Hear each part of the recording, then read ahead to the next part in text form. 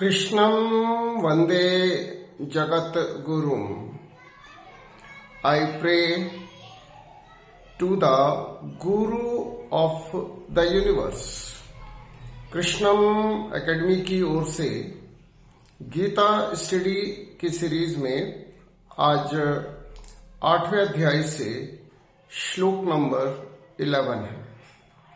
श्लोक है यत अक्षरम वेद विदो वदन्ति विशन्ति यत यतयो वीतरागः यत इच्छन्तो ब्रह्मचर्यं चरन्ति तते पदम संग्रहेण प्रवक्ष्ये. Scholar of the Vedas describe him as imperishable. The ascetics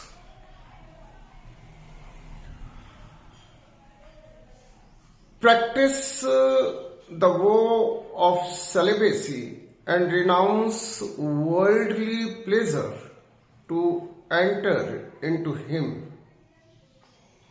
Now I shall explain to you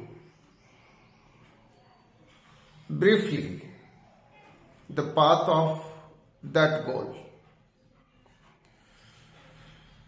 वेदों के ज्ञाता जिसे अविनाशी के रूप में वर्णित करते हैं और जिसे प्राप्त करने के लिए महान तपस्वी ब्रह्मचर्य का पालन करते हुए सांसारिक सुखों का त्याग करते हैं. मैं अर्जुन तुम्हें उस मार्ग के बारे में संक्षेप में बताऊंगा. इस श्लोक में अर्जुन को और अर्जुन के माध्यम से हम सबको भगवान को पाने का, तपस्वी होने का मार्ग समझाएंगे, संक्षेप में बताएंगे, ऐसा वे कह रहे हैं. एक बात हम सब बहुत अच्छे से समझ लें कि हमारे मानव जीवन का परम लक्ष्य परमेश्वर को पाना है. परमेश्वर को पाने का अर्थ परम आनंद को पाना है, परम सुख को पाना है और सुख दुख से ऊपर उठना है, गुणातीत हो जाना है. The ultimate aim of all the living being is the merging of the self with the supreme. हमें उसे प्राप्त कर लेना है, उसे अर्थात ईश्वर को, अर्थात भगवान को, और उसे पाने के अनेक मार्ग हैं और उन अनेक मार्गों में से एक मार्ग है तपस्वी होना.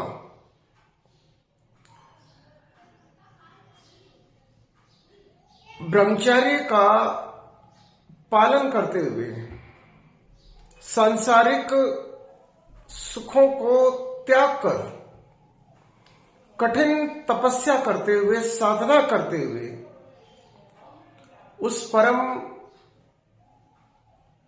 सत्ता अर्थात परमेश्वर को पाया जा सकता है. भगवान अर्जुन को समझा रहे हैं कि परमेश्वर को पाने का ये जो मार्ग है, इस मार्ग के बारे में मैं तुम्हें संक्षेप में समझाऊंगा, ब्रीफली. संक्षेप में क्यों? संक्षेप में इसलिए कि ये जो मार्ग है ईश्वर को पाने का, यह सबसे कठिन मार्ग है। इंद्रियों का शमन करते हुए, संयम मार्ग पर चलते हुए, सांसारिक सुखों का त्याग करना हर किसी के लिए सरल नहीं है और एक आम प्राणी के लिए तो बिल्कुल भी नहीं। इस मार्ग पर बिरले लोग ही चल सकते हैं। तपस्वी ही इस मार्ग का अनुसरण कर सकते हैं। कठिन मार्ग है और इसलिए भगवान अर्जुन को कह रहे हैं कि मुझे पाने का ये भी एक मार्ग है, परंतु ये कठिन मार्ग है और इसलिए मैं तुम्हें संक्षेप में इस मार्ग के बारे में समझाऊंगा। ईश्वर को तो पाना ही है। मार्ग चाहे हम कोई भी चुने, जब तक हम परम आनंद को प्राप्त नहीं कर लेंगे, जब तक हम अपने ईश्वर को पा नहीं लेंगे, तब तक हमारा जीवन व्यर्थ है, निरर्थक है, यूजलेस है और हम भटकते ही रहेंगे। इस माया जाल में फंसे ही रहेंगे। माया से मुक्ति और कृष्ण से युक्ति, यह हमारे जीवन का सबसे बड़ा स्लोगन है। अब माया से हम कैसे मुक्त हों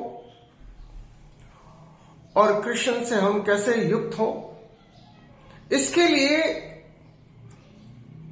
अनेक मार्ग हैं। ईश्वर को पाने के अनेक मार्ग हैं। सबसे सरल मार्ग तो यह है कि हम अपने मन में, अपने मन से अपने मोहन को अपना लें और हमारा चित्त, हमारा मन केवल और केवल मोहन में रमण करे। हमारा मोह केवल मोहन से हो और संसार में रहते हुए भी हम संसार के प्रति अनासक्त हो जाएं। सरल ये भी नहीं है और अगर मैं सत्य कहूं तो ईश्वर को पाने का कोई भी मार्ग सरल नहीं है। कोई भी मार्ग सरल नहीं है। मन मोहन में लगा लेना इतना आसान नहीं है। ऐसा नहीं है कि लोग लगा नहीं पाए, लगा पाए हैं। इसका सबसे बड़ा उदाहरण मीराबाई है। जाके सिर मोर मुकुट मेरो पति सोई। मीरा ने अपना मन पूरी तरह से मोहन में लगा लिया था और उसे पा लिया था। ज्ञान योग, कर्म योग और भक्ति योग, ये उस परम को, उस परम सत्ता को, उस परम शक्ति को, उस परमेश्वर को, जिसको इस श्लोक में भगवान ने अक्षरम बताया है और जिसे वेदों के ज्ञाता अक्षर कहते हैं, अविनाशी कहते हैं। और ये जो अक्षर है, ये ईश्वर का निराकार रूप है। ईश्वर निराकार भी है, ईश्वर साकार भी है, और वास्तविकता तो यह है कि ईश्वर साकार और निराकार से ऊपर है। जीवन में सुख भी होते हैं, जीवन में दुख भी होते हैं, और वास्तविकता तो यह है कि हमें सुख और दुख दोनों से ऊपर उठकर आनंद को पाना है। आनंद का अर्थ परम आनंद, परम आनंद अर्थात परमेश्वर, और उसे पाना हर प्राणी के जीवन का सर्वोच्च सर्वोत्तम लक्ष्य है। The ultimate aim of all the living being is to acquire the supreme, to merge with the supreme. परंतु हम माया जाल में इतने उलझ जाते हैं, सांसारिक सुख जो कि अनसैचुरेटेड है, उन असंतृप्त सुखों में हम इस तरह से फंस जाते हैं कि निकलना लगभग असंभव होता है। लेकिन हमें अपने आत्म कल्याण के लिए, हमें अपनी मुक्ति के लिए ऐसा करना ही होगा कि हम माया से मुक्त होकर अपने आप को कृष्ण से युक्त कर सकें। और जो भी मार्ग आपकी प्रवृत्ति और आपकी प्रकृति के अनुकूल हो, उस एक मार्ग को अपना लीजिए। बार बार मार्ग मत बदलिए, एक मार्ग को अपना ले और अपनी नजर केवल और केवल अपने परम लक्ष्य अर्थात परमेश्वर अर्थात परम आनंद पर रखिए, और अपने सारे कार्यकलाप केवल उस दिशा में रखिए कि हम अपने जीवन के सर्वोत्तम लक्ष्य, अल्टीमेट एम अर्थात परमेश्वर, उसको हम प्राप्त कर लें। हम इस सांसारिक माया से स्वयं को मुक्त कर लें और सदा सदा के लिए अपने आप को मोहन से युक्त कर लें। अब मोहन को प्राप्त करना अर्थात ईश्वर को प्राप्त करना, और उसे प्राप्त करने के अनेक मार्ग है।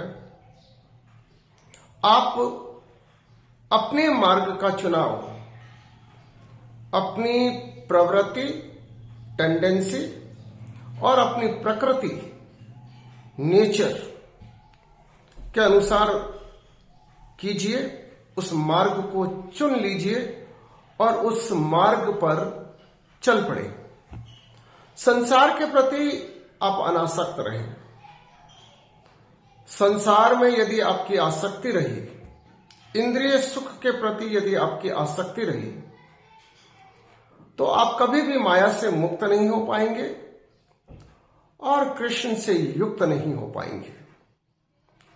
माया से मुक्ति चाहिए और कृष्ण से युक्ति चाहिए, तो ईश्वर प्राप्ति के किसी भी एक मार्ग को आप चुन लीजिए और फिर उस पर चल पड़िए। और जैसा कि स्वामी विवेकानंद कहते हैं,